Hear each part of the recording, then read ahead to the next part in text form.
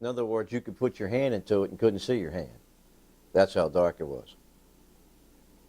All right? Do you ever notice that the first thing people do when they're in a room or an area that's extremely dark is they become very still?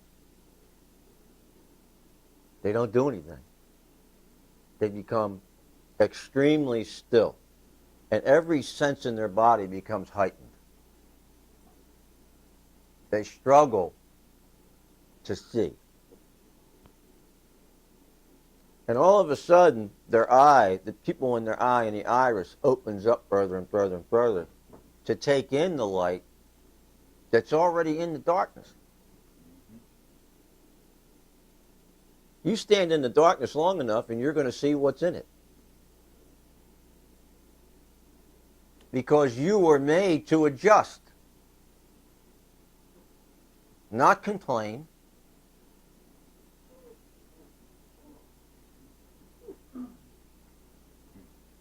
You are fearfully and wonderfully made. This was not made to have dominion over you. You were given dominion and domain over it. The gifts of God are not repented of. Adam, I'm giving you dominion and domain. He didn't take it back when Adam sinned.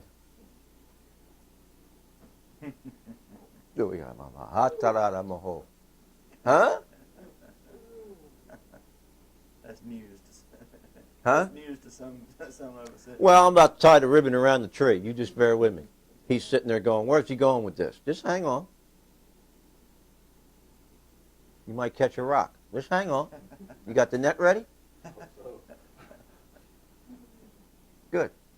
I saw a wooden net the other day, in the Bass Pro Shop Christmas catalog. I thought about you.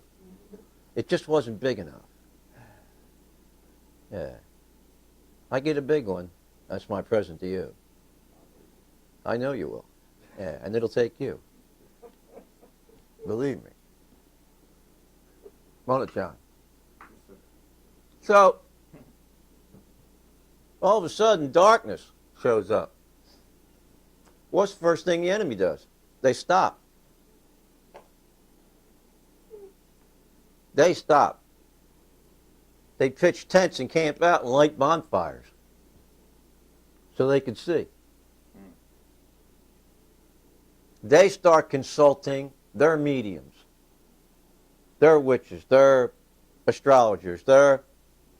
Don't you know Pharaoh sent for the smartest in the kingdom?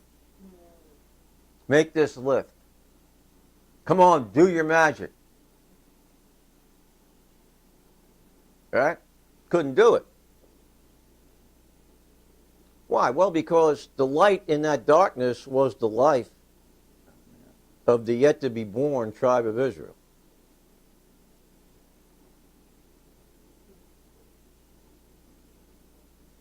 No, you need to see this. The canyon, the womb.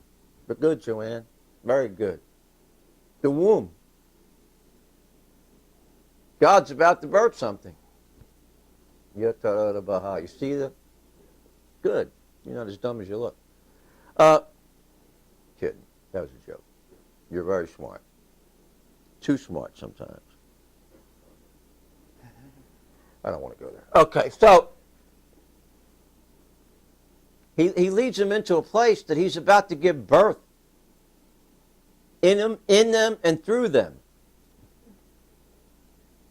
Because God doesn't do anything to you. Oh, that's what you mean by that prophet. Yeah, he does it in you and through you. So he takes you to a place where there's no way out. Woo! When God's got promotion on his mind, he sends you an adversary. Huh? Come on, I'm tying this together for you today.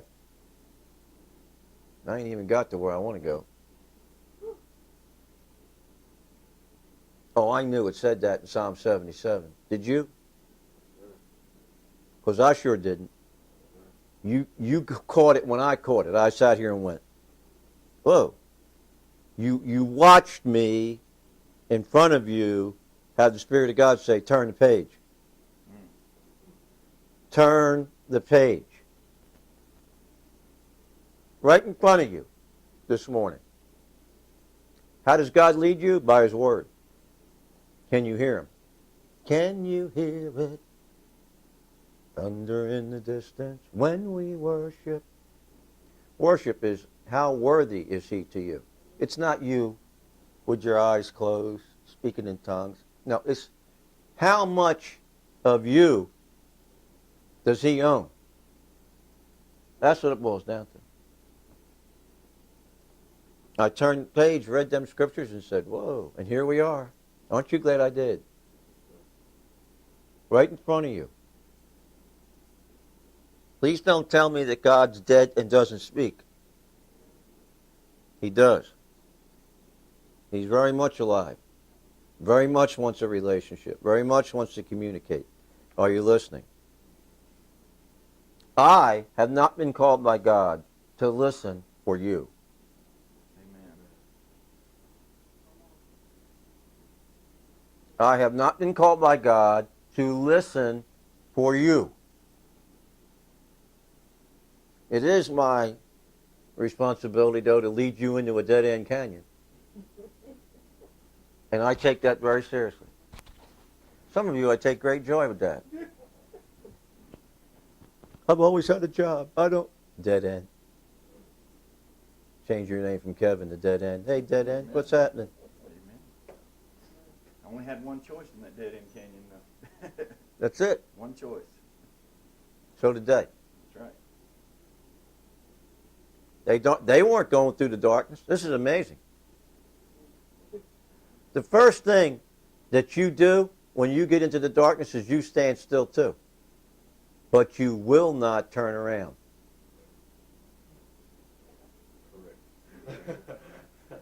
Why? You're scared to death. Oh, good. Turn to your neighbor and say, now I understand the fear of the Lord. Oh, good.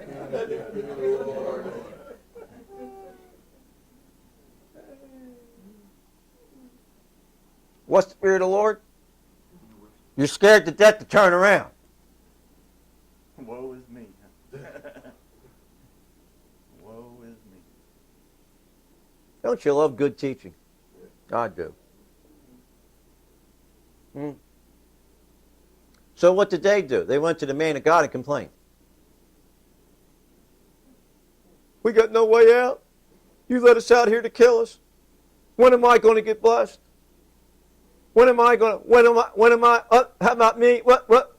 Yeah, what about you?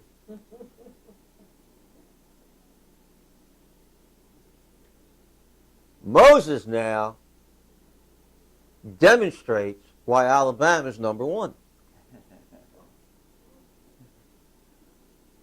He's the Crimson Tide's oldest alumni. That's right. Because he's about to hold up his rod over the sea and say, roll tide. Amen.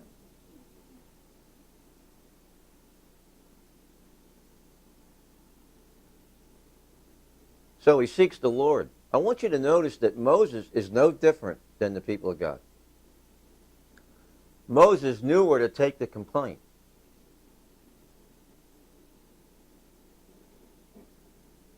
So you need to go to the mountain of the Lord when you have a complaint. Why? Psalm 75 tells you, because he'll teach us of his ways there. Okay? He will teach his ways, and we will walk in his paths. Why? Because righteous judgment, part of the Jewish verb har, for promotion. Judgments are instructions given by God to take you through something.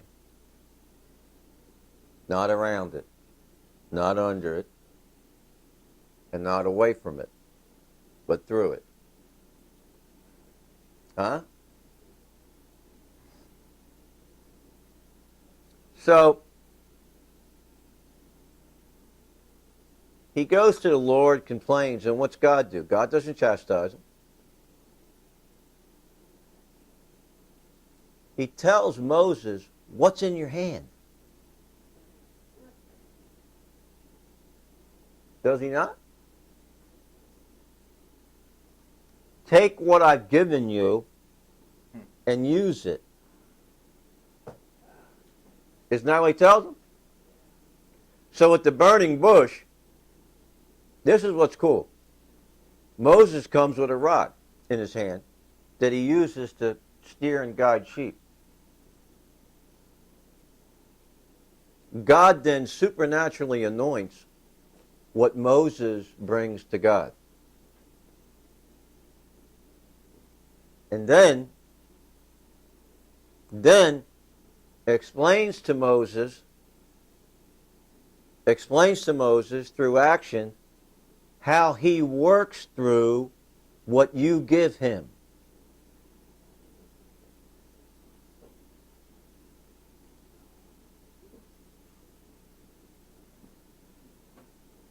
What's the matter, Tam? You all right?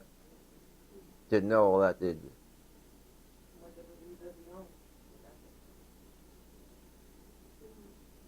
He teaches them how to throw the rod down that'll turn into a snake that eats all the other snakes.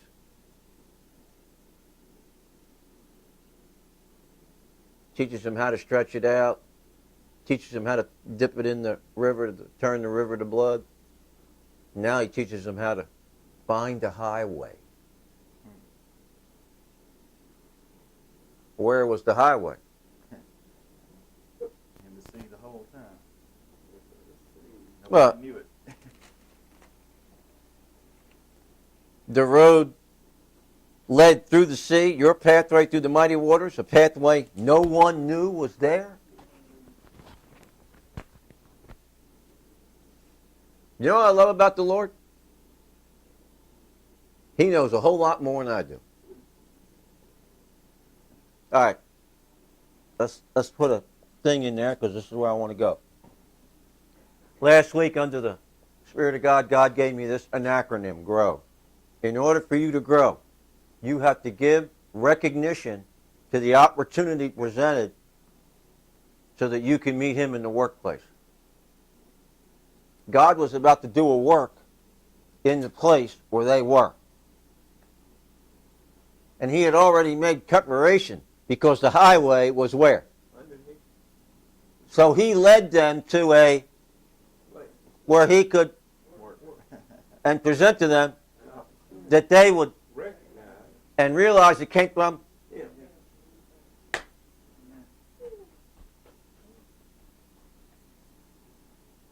You now have the definition of a problem.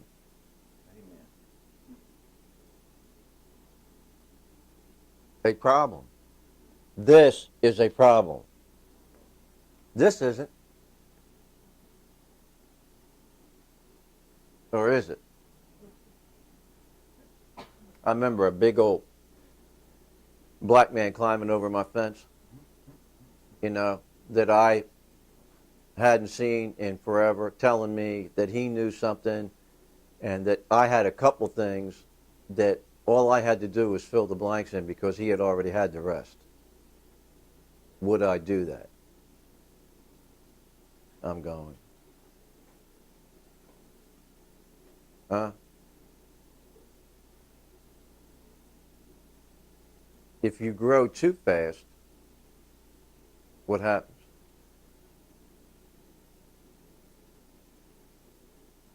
What happens when you grow too fast?